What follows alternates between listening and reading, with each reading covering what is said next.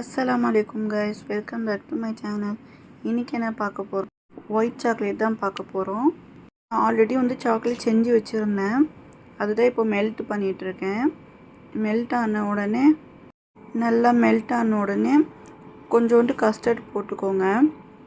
ஒரு 2 table spoon போதும் custard. கொஞ்சோண்டு டேஸ்ட்டுக்காக வெண்ணிலா எசன்ஸும் போட்டிருக்கேன். உங்களுக்கு தேவைன்னா போடுங்க, இல்லாட்டி ஸ்கிப் பண்ணிடுங்க. இதெல்லாம் போட்டுட்டு மிக்ஸ் பண்ணி விட்டுருங்க. மிக்ஸ் பண்ணிவிட்டு தனியாக எடுத்து வச்சுக்கோங்க. பீனட் எடுத்துக்கோங்க, 1/2 கப்பு போதும் பீனட்டு. அதை எடுத்து நல்லா தோலை ரிமூவ் பண்ணிவிட்டு அதுவும் இது கூட சேர்த்துக்கோங்க.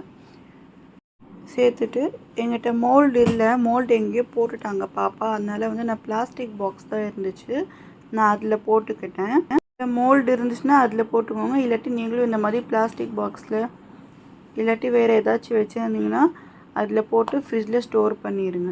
ஒரு 15 மினிட்ஸ் போதும்.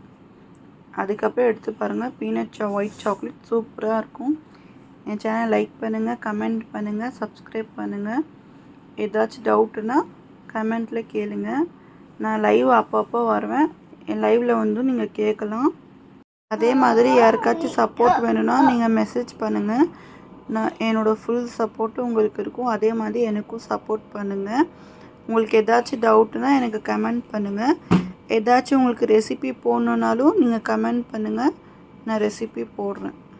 ஒயிட் சாக்லேட் ரெசிபி நான் ஆல்ரெடி போட்டிருக்கேன், வேணும்னா என் வீடியோவில் போய் செக் பண்ணி பார்த்துக்கோங்க.